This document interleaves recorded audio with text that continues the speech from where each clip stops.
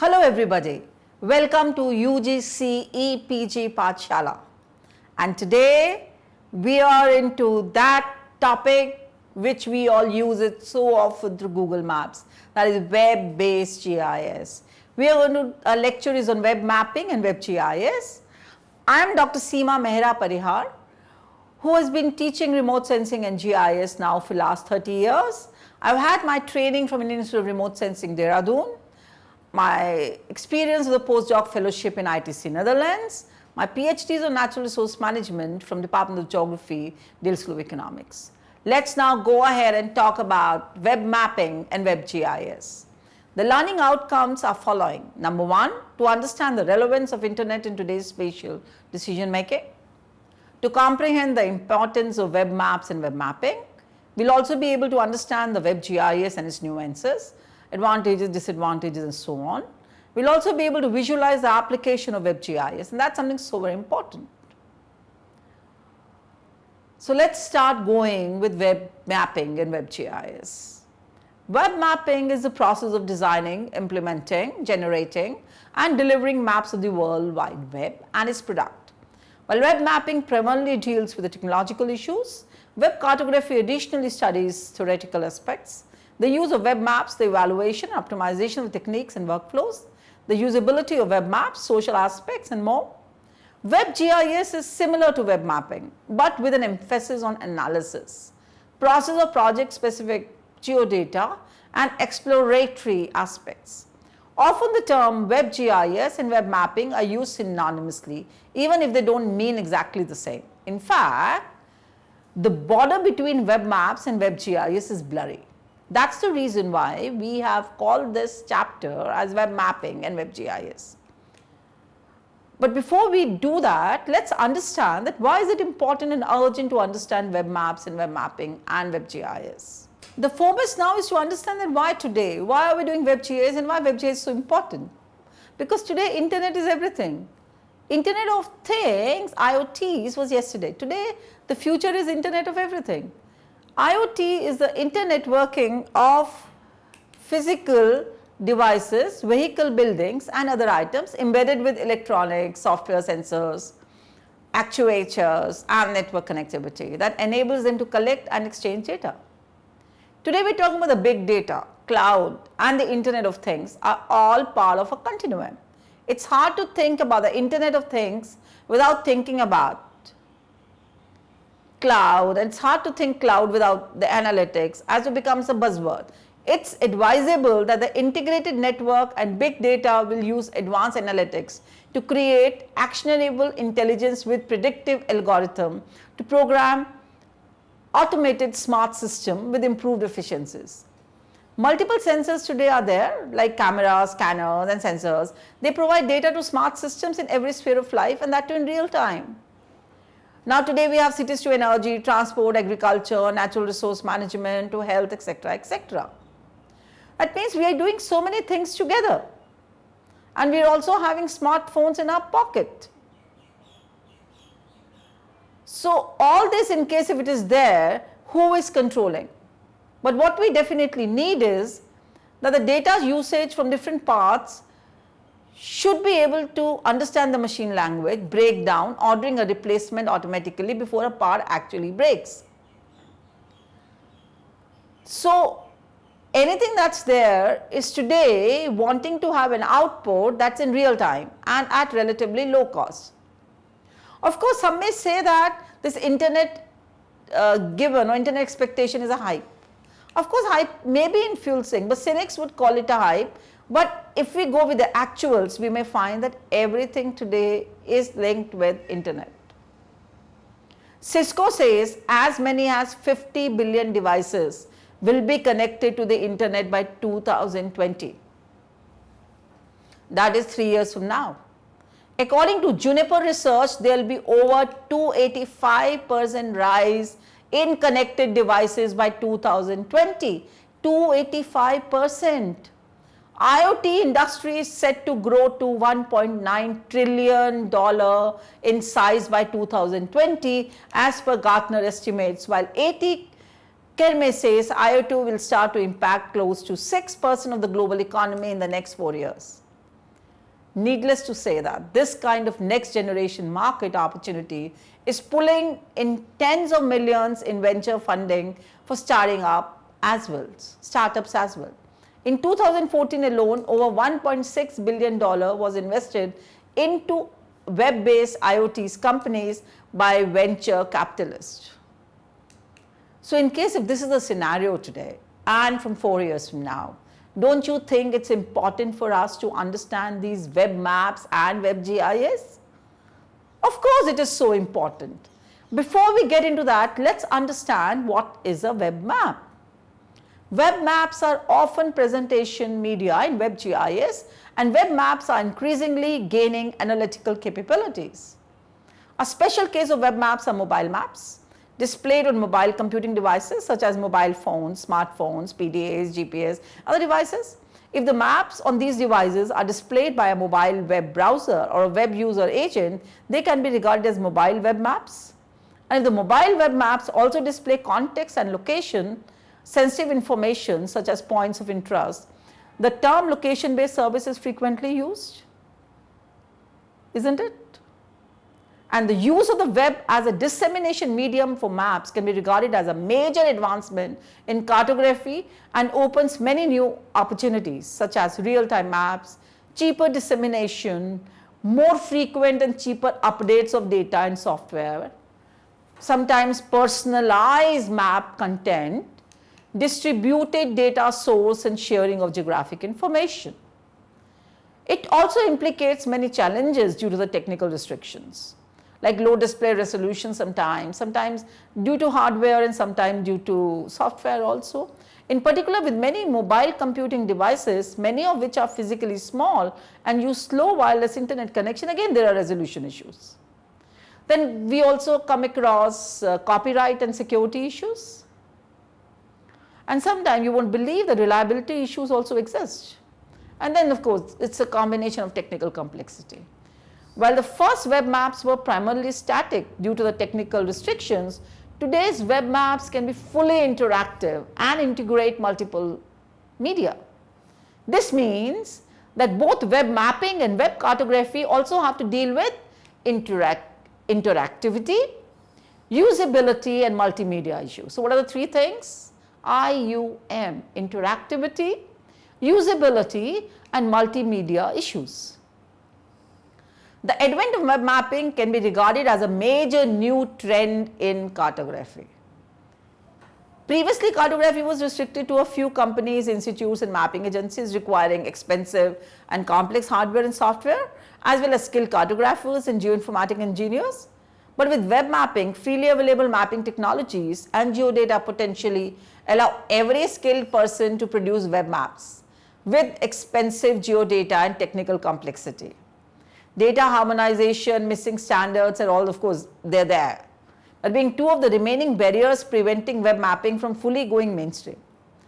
The cheap and easy transfer of geodata across the internet allows the integration of distributed data sources, opening opportunities that go beyond the possibilities of disjoint data storage.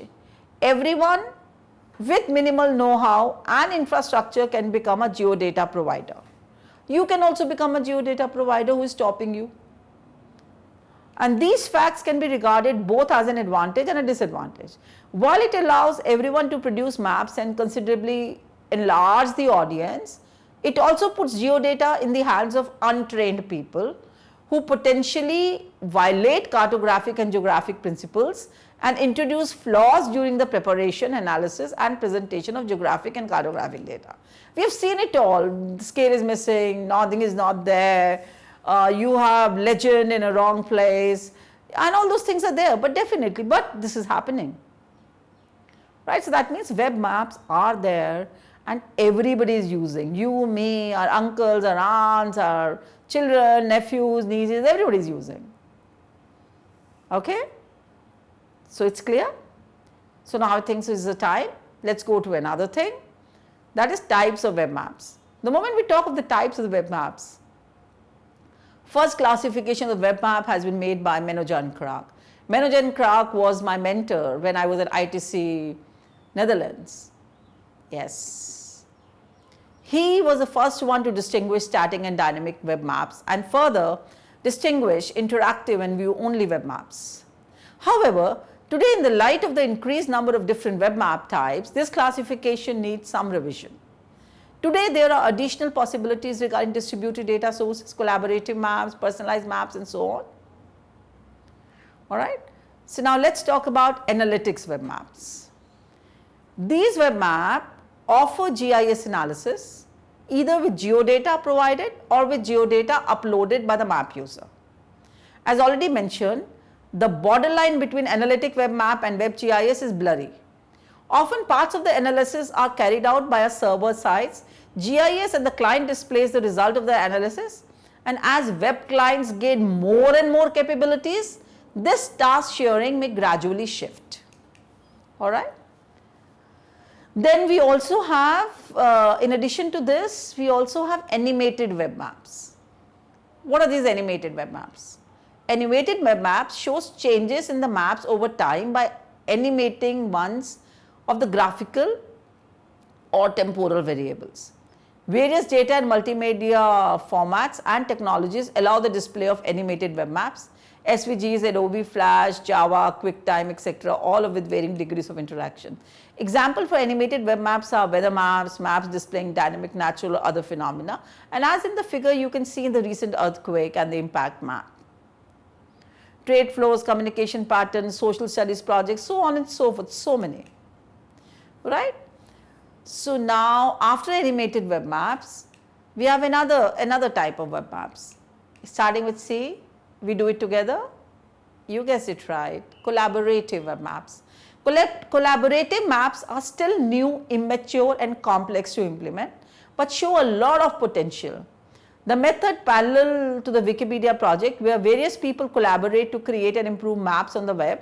Technically, an application allowing simultaneous editing across the web would have to ensure that geometric features being edited by one person are locked, so they can't be edited by other persons at the same time. Also, a minimal quality check would have to be made before data goes public. Some collaborative map projects are Google Map Maker, OpenStreetMap, Wikimapia, MetaMaps, Survey of Wikimedia Map, proposals are there, all these things are there, so they're there, but they're happening, okay. So that's another category. Another category starting with C is the customized web maps, right, customized, they're customized. Web maps in this category are usually more complex web mapping systems that offer APIs for reuse in other people's web pages and products. For example, for such a system with API for Rouse is the Open Layer framework. Yahoo Maps and Google Maps are one examples of that. Then you also have distributed web maps. These are maps created from a distributed data source. The WMS protocol offers a standardized method to access maps on other servers. WMS servers can collect these different sources, reproject the map layers if necessary and send them back as a combined image containing all requested map layers. One server may offer a topographic based map while the other server may offer thematic layer, right? That's one. Another one can be a dynamically created web map, okay. Now what are dynamically created? These maps are created on demand each time the user reloads the web pages, often from dynamic data source such as databases. The web servers generates the maps using a web map server or self-written software. Some applications refer to replication as hypermaps, and one of the example is say Busam Panda by the Indian Space Research Organization, ISRO. Then you have another type of web map called hypermap, hyper, H-Y-P-E-R. Any approach offering the planar presentation of a portion of n-dimensional orthogonal web map structure with the option to choose the area of depiction from the dimensions, right? That's what it is, hypermap. Then you have another category which is called interactive web maps. Interactivity is one of the major advantages of screen-based maps and web maps. I hope you all will agree with it. It helps to compensate for the disadvantage of screen and web maps. Interactivity helps to explore maps, change maps parameter, navigate and interact with the map, reveal additional information, link to the other resources and much more. Technically, it is achieved through the combination of event scripting and DOM manipulation and all these client maps. So now I think now we have seen so many diverse maps, and I think so now you know at least 3 web maps. Alright, I asked you to remember 3 maps. Yes, note them in your copy, we'll revisit them. Okay, now let's look into the advantages of web maps. Web maps can easily deliver up-to-date information, and if maps are generated automatically from database, they can display information in almost real time. They don't need to be printed, mastered and distributed. For example, a map displaying election result as soon as the election is over, it's just there. A map displaying the traffic situation near real time by using traffic data collected by sensor networks. Another is a map showing the current location of mass transit vehicles such as buses or trains, allowing patrons to minimize their waiting time at stops or stations or be aware of the delays in services. Weather maps such as NextRad. So what we need is an additional software and hardware infrastructure for web maps. And this is also cheap. Web server hardware is cheaply available and many open source tools exist for producing web maps. Product updates can easily be distributed because web maps distribute both logic and data. With such requests of loading, product updates can happen every time the web user reload the application. In traditional cartography, when dealing with the printed maps or interactive maps distributed in offline media, CD, DVD, a map update costs serious effort, of course, triggering a reprint or remastering as well as a redistribution of the needs. With web maps, data and produce another update. So it was very difficult. Today it's dynamic. And if web maps are implemented based on open standards, the underlying operating system and browser do not matter at all. Further, web maps can combine distribution data sources. Using open standards and documented APIs, one can integrate mashups now, different data sources. If the projection system, map scale and data quality match, the use of centralized data sources remove the burden for individual organization to maintain copies of the same data set. The download is that one has to rely on and trust the external data sources. Web maps allow for personalization. I hope you'll agree. By using user profiles, personalized filters and personalized styling and symbolization, users can configure and design their own maps. So if the web mapping system supports personalization, accessibility issues can be treated in the same way. If user can store their favorite colors and pattern, they can avoid color combination they can't easily distinguish. Right, the color blindness, so on and so forth. Then another advantage is that web maps enable collaborative mapping. Similar to the Wikipedia project, as I've shared with you earlier also, the web mapping technologies such as DHTML, Ajax, SVG, Java, Adobe Flash, etc. enable distributed data acquisition and collaborative effort. Example for such projects are the OpenStreetMap project, Google Earth community and so on. As with other open projects, quality assurance is very important. However, web maps support hyperlinking to another information on that web. Just like any other web page or a wiki, web maps can act like an index to other information on the web. Any sensitive areas in a map, a label, text, etc. can provide hyperlink to additional information. As an example, a map showing public transport options can directly link to the corresponding section in the online train timetable.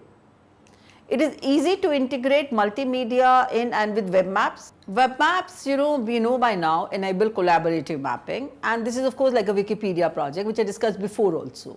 We've got DHTML, Ajax, SVG, Java, Adobe Flash, etc., etc.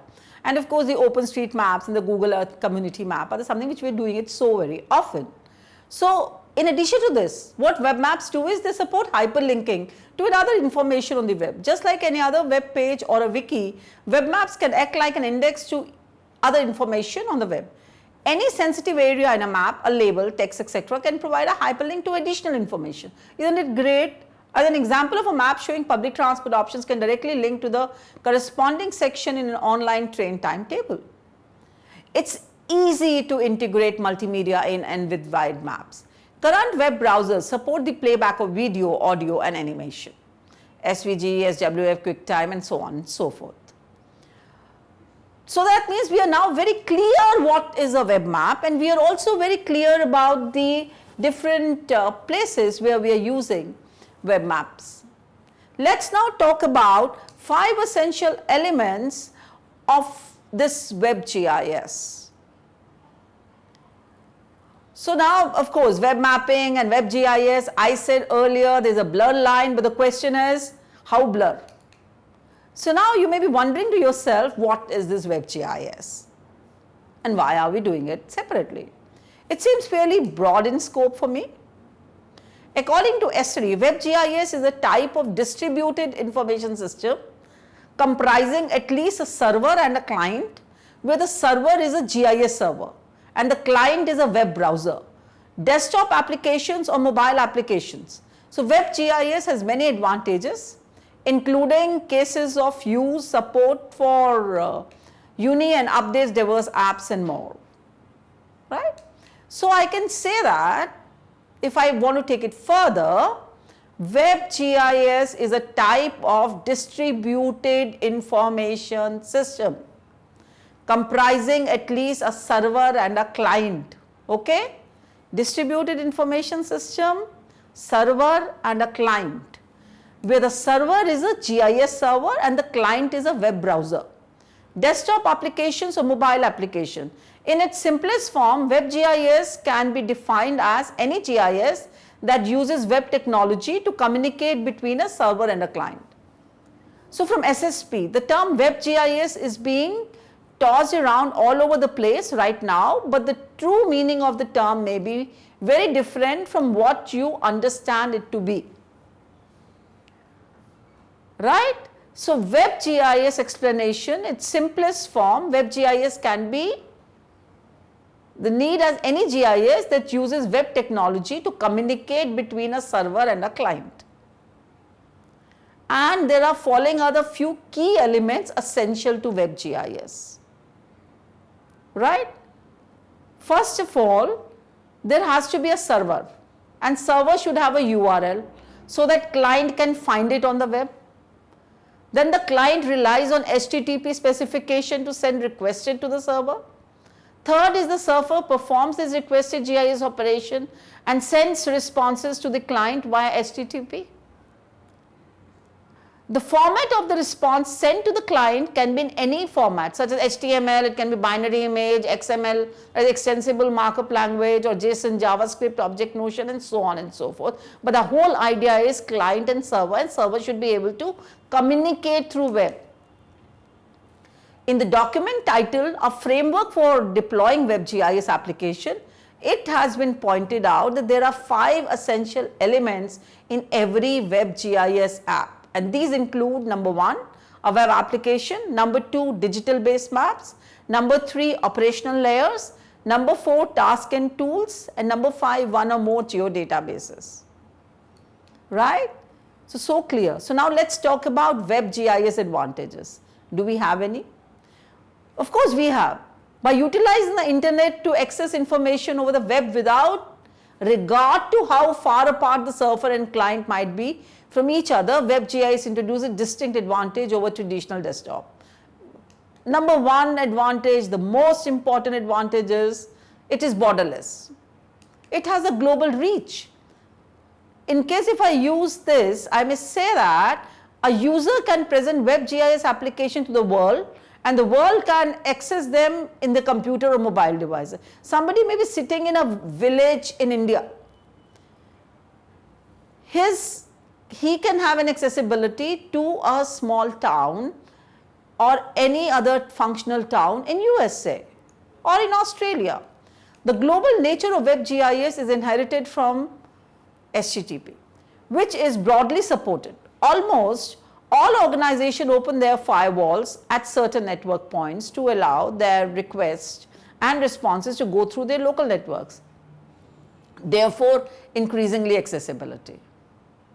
Next is a large number of users in general. A traditional desktop GIS is used by only one user at a time, right? But out here through Web GIS, large number of users can be used. While a Web GIS can be used by dozens or hundreds of users simultaneously, thus Web GIS requires much higher performance and scalability than desktop GIS. I hope you will agree. Another third very great advantage is better class platform capability. Majority of Web GIS clients are web browsers. Internet Explorer, Mozilla, Firefox, Apple, Safari, Google Chrome and so on and so forth. Because these web browsers largely comply with HTML and JavaScript standards, WebGIS that relies on HTML clients will typically support different operating systems such as Microsoft Windows, Linux, Apple, Mac operating system and so on. Another advantage, another major advantage that I see in WebGIS is low cost. Low cost, what I mean by low cost is an average by the number of users. The vast majority of internet content is free of charge to end user, and this is true of WebGIS. Generally, you do not need to buy software or pay to use WebGIS. Organizations that need to provide GIS capabilities to many users can also minimize their costs through WebGIS. Instead of buying and setting up desktop GIS for every user, an organization can set up just one WebGIS. And this single system can be shared by many users from home, at work or in the field. So good, now sometimes you may not be wanting to go to work, you can be at home and still work. For me, the most important advantage of this WebGIS is, and this I am telling all of you, the ones who are listening to me and who are participating in this lecture, is it's easy to use. Desktop GIS is intended for professional users with months of trainings and experience in GIS. WebGIS is intended for a broader audience, including public users who may know nothing about GIS. They expect WebGIS to be as easy as using a regular website. WebGIS is commonly designed for simplicity, intuition, and convenience, making it typical much easier to use than desktop GIS. So what are the words that I use? S, simplicity. I, intuition. C, convenience. In addition, another is the unified updates, another advantage. For desktop GIS to be updated to a new version, the update needs to be installed on every computer. Though for WebGIS, one update works for all clients. And this ease of maintenance makes WebGIS a good fit for delivering real-time information. Another advantage is diverse applications. Unlike desktop GIS, which is limited to a certain number of GIS professionals, WebGIS can be used by everyone in an enterprise as well as the public at large. And this broad audience has diverse demands. Applications such as mapping, celebrity homes, tagging, personal photos, locating friends, displaying Wi-Fi hotspots are a few of the so many current examples of WebGIS. Crowdsourcing nowadays, the big thing, is using WebGIS. Big data is using. And these characteristics reveal both the advantage and challenges facing WebGIS. For example, this easy to use nature of WebGIS stimulates public participation. But it also reminds you to take into account internet users who have no GIS background. Therefore, what happens? Conversely, supporting a large number of users require WebGIS to be scalable, right? So, in case if data store scenario, in case you look at for image services, if we look at it, we need to register the data with the server, and this implies that you need to update it so very often. And when you publish this data, you want to be sure that the server has access to all the content managed by the Mosaic dataset. So you must set the data store and prepare the Mosaic dataset correctly. So important. And so therefore, we can have different scenarios when using Mosaic dataset, since a Mosaic dataset reference data that can be designed anywhere as long as it can be read, right? So you need, if you want visible frontal showcasing of your web map, you need to have somewhere in the background that Mosaic dataset. So what are the different scenarios? Number one, scenario one, all data is on a shared location. This is probably the best data organization structure. Every data is available for everybody. Scenario 2, all data is duplicated. In this scenario, your data is stored in two locations, one accessed by the server and one you connect to the catalog window. Scenario 3, there is no registered data allocation. Like scenario 1, this also is uncomplicated because you don't have to worry about where any of your data is and if the server can or can't access it or the correct version of it. In this scenario, all the data is packaged and moved to the server when it's published. Okay? Scenario 4, only the source data is in a registered location. In this scenario, the source data location is not the same location as the mosaic data set. This source of data is location can be shared or duplicated, right? So that's something which is so very important. That means, so we can have these four scenarios where we can have different data sets. Another example which I like to share with you is of an Indian context. Bhuvan portal is there. You can use data. But one of the most important and a very nice portal which I want to refer with all of you is a water resource information system. Water resource information system, in case if I look at it. Now let's look at the contextualize this in the context of India. It may be a Bhuvan portal from NRSC, and we have so many data sets which are there where we can play with the data on the web. Another very good example which I really am very fond of using and is a Web GIS portal, a great example from India, is a water resources of water resource information system, WRIS. In India, this water resource information system or this Web GIS aims as a single window solution for comprehensive, authoritative and consistent data and information of India's water resources along with allied natural resources in a standardized national GIS framework with tools to search, access, visualize, understand and analyze the data for assessment, monitoring, planning, development and finally integrated water resource management. The project has been jointly undertaken by CWC, MOWR and NRSC and ISRO and Department of Space, and this started off in 2009. My request to each one of you, if you're studying Web GIS, please go to WRIS. Just type in the Google search index, just type WRIS and you will get this water resource information system. Just look at it and you'll be able to understand what is Web GIS. And based on the requirement and data availability, the India Water Resource Information System, Web GIS, has 12 major info systems, 36 info systems, including 95 layers, classified under 5 major groups. One group is a watershed atlas, second is administrative layers, third is water resource projects, fourth is thematic layers, and fifth is environmental data. The main layers developed under India WRIS are basin, sub-basin, watershed, river, water body, urban and rural population extents, dams, barrage, weir, aqueducts, canals and command boundaries, etc. And these spatial layers have large number of attribute data of 5 to 100 years depending upon a theme. All unclassified data of Central Water Commissions and Central Groundwater Board groundwater data is available in this portal for free download. Imagine the data that you all run for. It's all here. The information system has dedicated sub-information system for various components of surface water, groundwater, hydrometer observations, water quality, snow cover, interbasin transfer links, land resources, socioeconomic parameters as well as infrastructure and other administrative layers. The India WRIS Web GIS has special modules for live telemetry data and a reservoir model with daily level and storage data of reservoirs. Automatic map generation and automatic report generation module can cater the need of area specified maps and reports. Customized maps can be generated using Create Your WRIS module. India WRIS Web GIS has all the map viewing and other capabilities including saving, printing facilities. In addition, WRIS website, surface water quality sub-info system, groundwater quality sub-info system, head office sub-info system, reservoir module, telemetry module, snow cover glacier sub-info system, so much is there.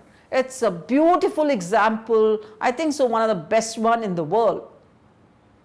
I think so you all now are gearing up in using WebGIS. Let's summarize what we studied today. We studied today many things. The keyword was WebGIS, and we also realized that Internet of Things, IoT, was yesterday. Today the future is Internet of Everything. And the 5 essential elements in every WebGIS apps include a web application, digital base maps, operational layers, tasks and tools. Then there is a thin line between web mapping and WebGIS. We need to use it correctly. It is not a hype and it's borderless with global reach. Cynics would only call it a hype, but in reality is, if we go by the figures, the hype is in full swing. And if we go with the Cisco, if as many as 50 billion devices will be connected to the internet by 2020, and there will be 285% rise in connected devices, and the industry is going to grow by $1.9 trillion, and the impact is going to be 6% of the global economy. Needless to say, let's all gear together and let's all work together and let's all learn how to use WebGIS. Enjoy WebGIS. I definitely enjoy this. I enjoy GIS. I enjoy all types of GIS, but WebGIS is future. Yes, WebGIS is here to stay, like open source GIS. Enjoy making maps, enjoy making web maps, and love the subject. Thank you very much.